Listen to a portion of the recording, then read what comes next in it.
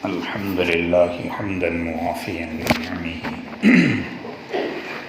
مكافيا لمزيده، والصلاة والسلام على سيد الأنبياء والمرسلين.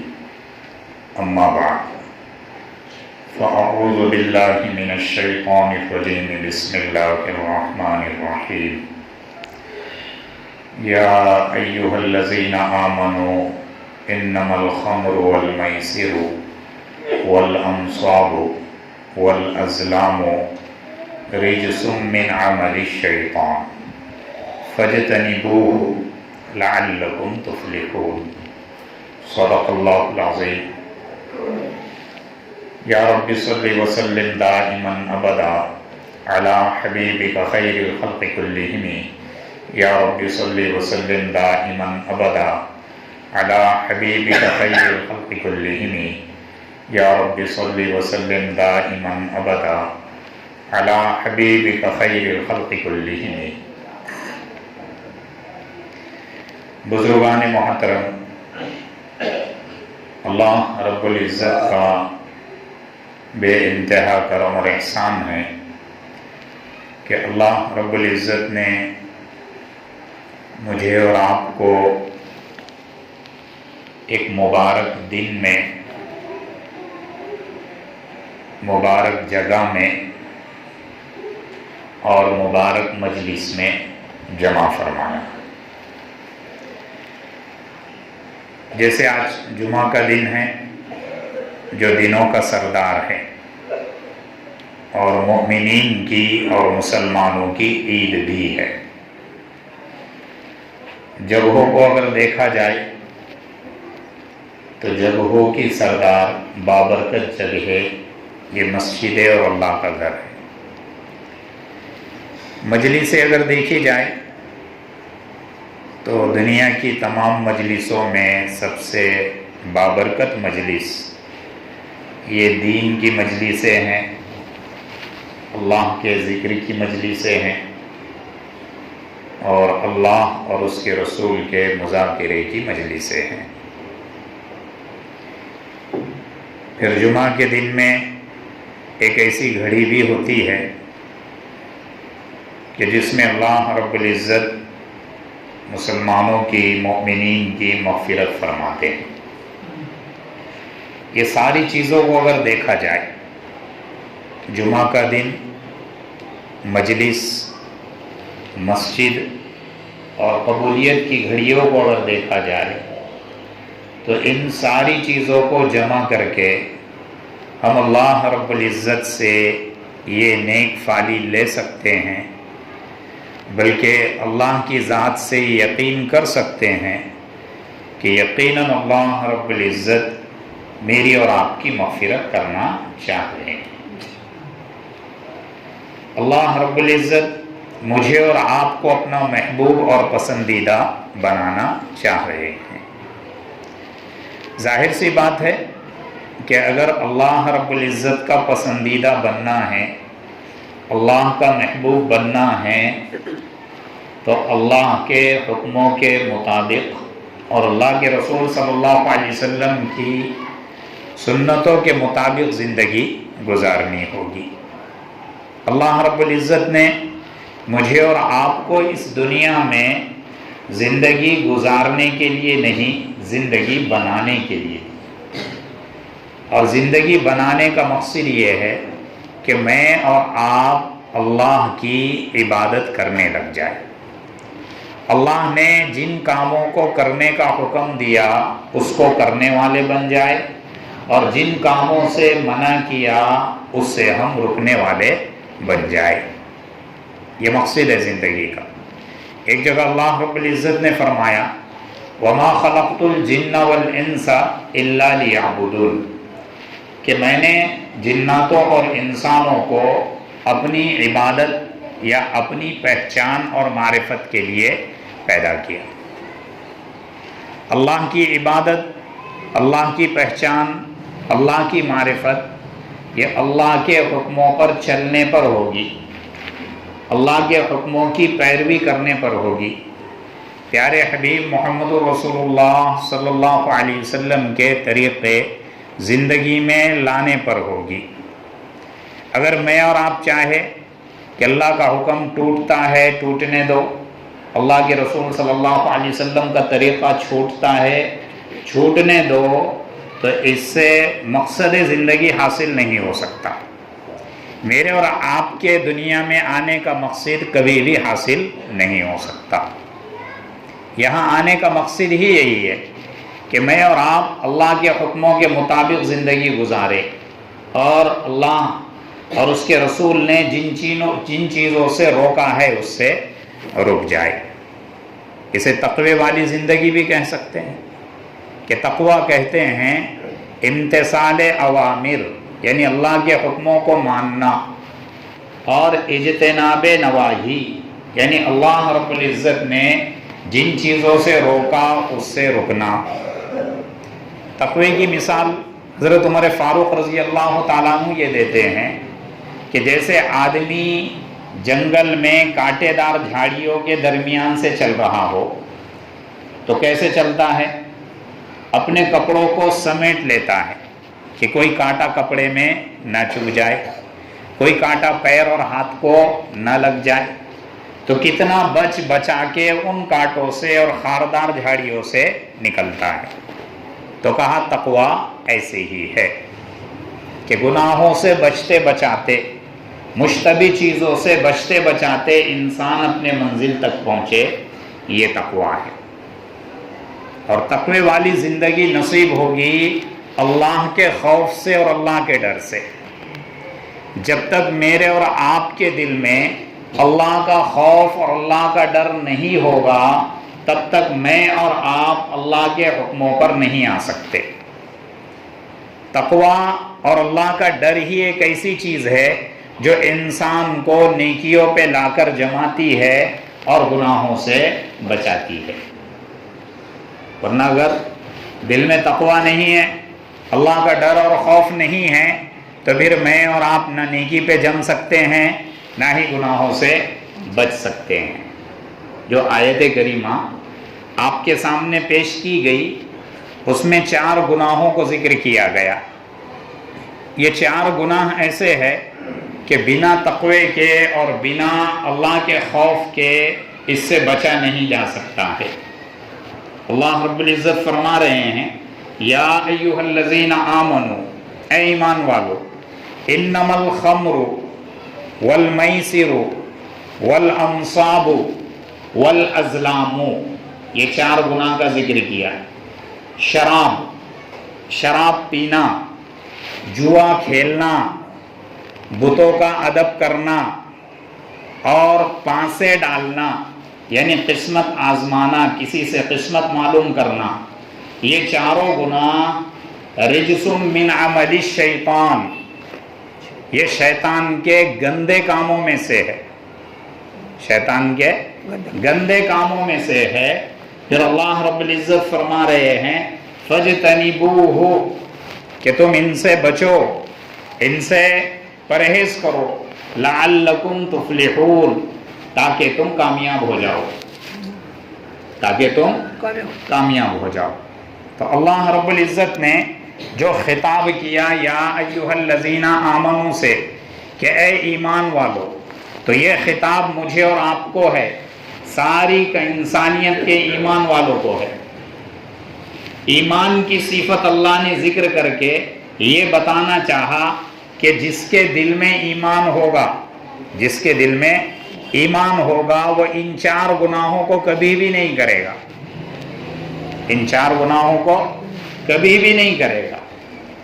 مومن یہ شراب نہیں پی سکتا، مسلمان یہ شراب کے قریب نہیں جا سکتا، مومن اور مسلمان یہ جوا نہیں کھیل سکتا، یہ جوا کے قریب نہیں جا سکتا، مومن اور مسلمان یہ بتوں کا ادب نہیں کر سکتا، یہ مورتیوں کا ادب نہیں کر سکتا، مومن اور مسلمان یہ نجومیوں کے پاس جا کے، پنڈتوں کے پاس جا کے اپنا فال نہیں کھلوا سکتا، کیونکہ یہ سارے شیطان کے گندے کاموں میں سے ہے۔ آج اگر دیکھا جائے معاشرے میں سب سے زیادہ اگر کوئی گناہ ہو رہا ہے زمانے جاہلیت میں بھی ہوتا تھا، لیکن اب الگ الگ شکلوں میں، جدید اور نئی نئی صورتیں اور شکلوں میں یہ گناہوں میں اضافہ ہو رہا ہے، وہ شراب کا پینا اور جوا کا کھیلنا ہے۔ ایسے بھی علامت قیامت میں سے ہے۔ اللہ کے رسول صلی اللہ علیہ وسلم نے فرمایا کہ قیامت کے قریب قریب میری امت میں شراب عام ہو جائے گی، زنا عام ہو جائے گا، چوری عام ہو جائے گی، جوا اور سٹے بازی عام ہو جائے گی۔ اگر معاشرے میں دھیان دیا جائے، دیکھا جائے، تو پھر کوئی نہ کوئی شراب کا عادی ملے گا۔ تو سب سے پہلا جو گناہ اللہ نے ذکر کیا ہے ایمان والوں کو مخاطب کر کے، وہ شراب پینے کا گناہ ہے کہ شراب اس کو حرام کر دی گئی۔ جب تک آدمی کے دل میں اللہ کا خوف اور ڈر نہیں ہوگا تب تک وہ اس گناہ سے نہیں رک سکتا۔ صحابہ رضی اللہ عنہم اجمعین، ان کے دور میں جب جاہلیت کا دور تھا، ایمان لانے کا پہلا دور تھا، تو شراب یہ گھروں میں بنایا کرتے تھے، پانی کی طرح شراب کے ڈرام اور مٹکے بھر بھر کر رکھا کرتے تھے، بات بات پہ شراب پیتے تھے۔ شراب ان کی گٹھی میں پڑ چکی تھی، لیکن جب اللہ کا حکم آیا، حضرت انس رضی اللہ تعالیٰ عنہ فرماتے ہیں کہ حضرت ابو طلحہ رضی اللہ تعالیٰ عنہ کے گھر پہ کھانے کی پارٹی تھی، کھانا کھانے کے بعد اس دعوت کے بعد شراب دی گئی سب کے ہاتھ میں، فوراً ایک آواز لگانے والے نے آواز لگا دی، ایک منادی گلیوں میں گھومتے ہوئے آواز لگانے لگا کہ سن لو سن لو، اللہ نے شراب کو حرام کر دیا۔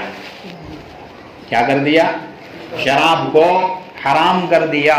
حضرت انس رضی اللہ تعالیٰ عنہ فرماتے ہیں کہ صحابہ ساتھیوں کے ہاتھ میں گلاس تھا ویسے ہی پھینک دیا، منہ میں تھی کلی کر دی، گھر میں کے مٹکے لا لا کے باہر نالیوں میں ڈالنے لگے اور پھوڑنے لگے۔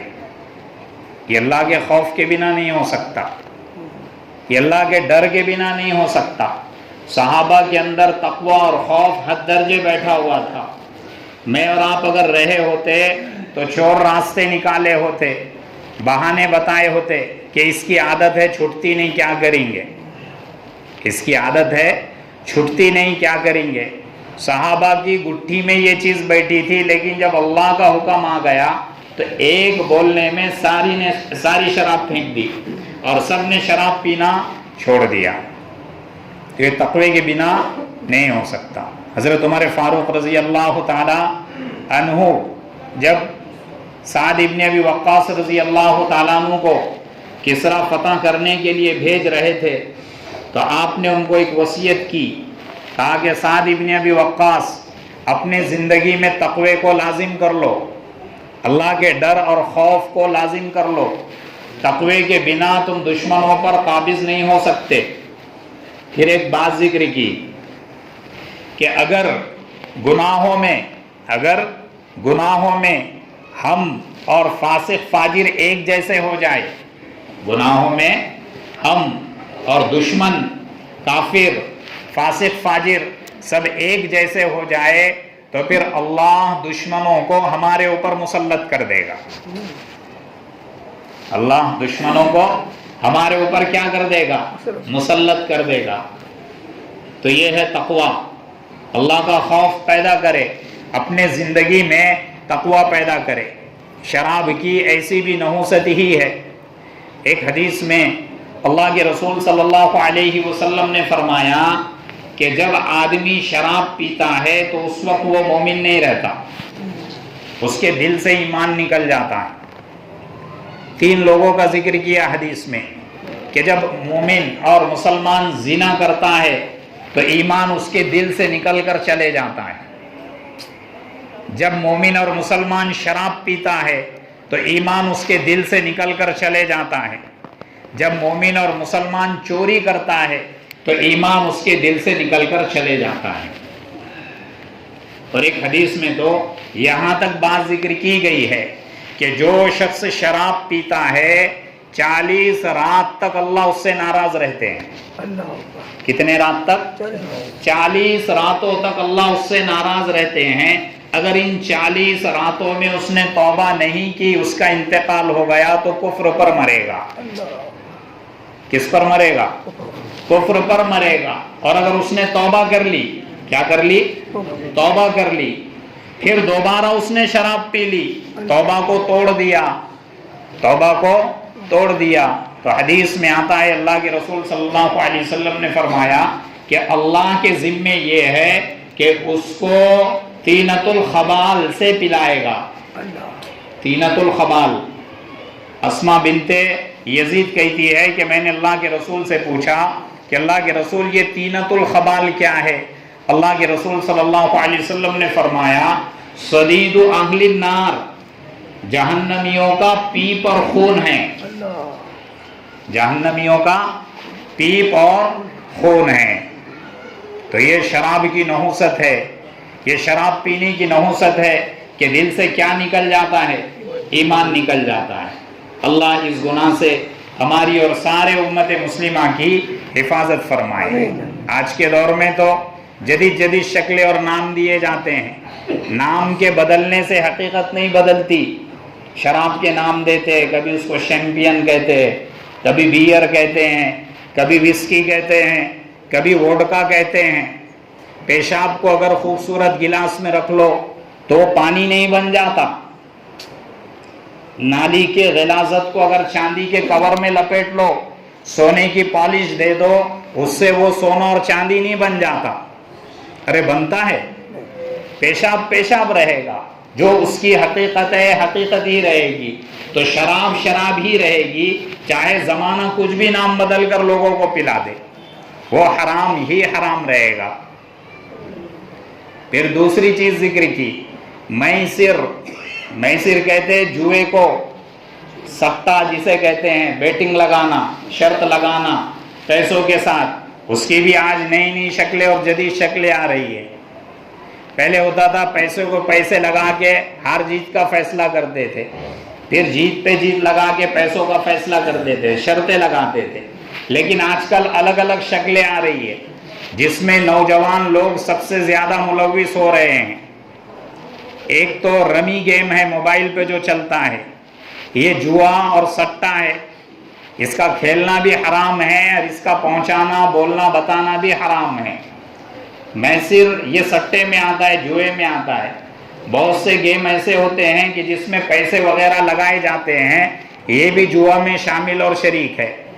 موبائل پہ لوڈو آتا ہے، اسی طریقے سے سانپ سیڑھی وغیرہ آتی ہے، یا اسی طریقے سے کیرم آتا ہے موبائل پہ، وہ گیم آج کل نوجوان بچے کھیل رہے ہیں۔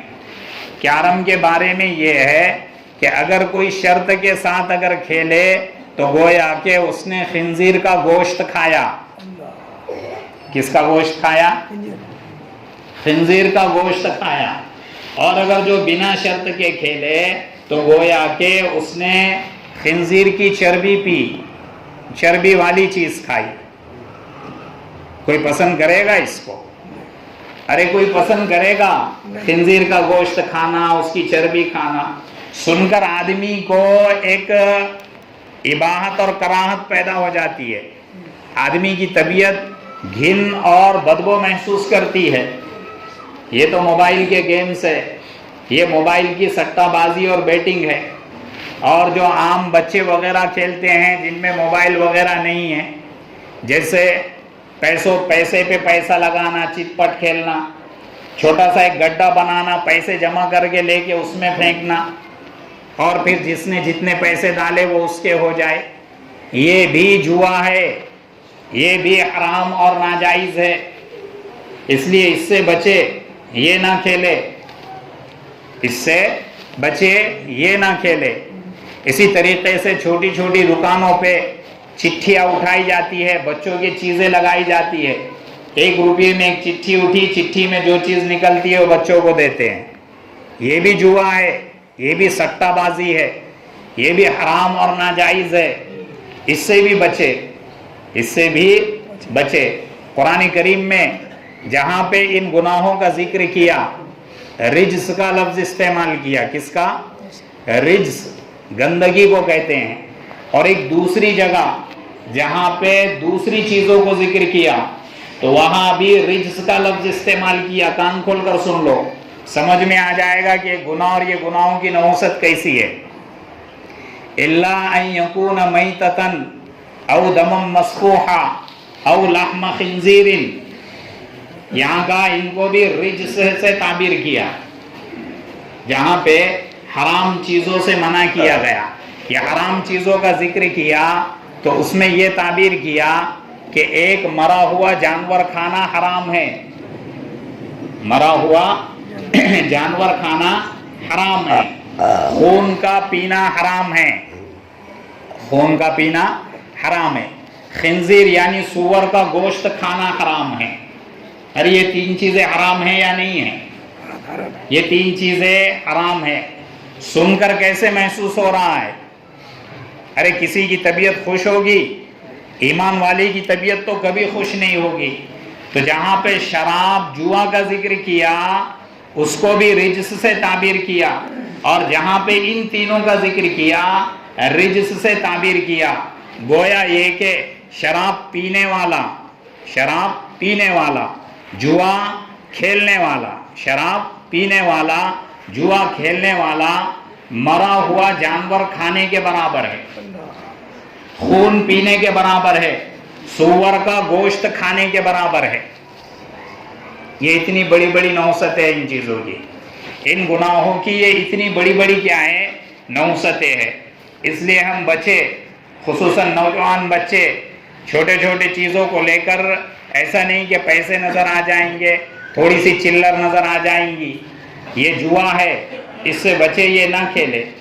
یہ کیوں گناہ ذکر کیا؟ شیطان اس میں کیوں ملوث کرتا ہے؟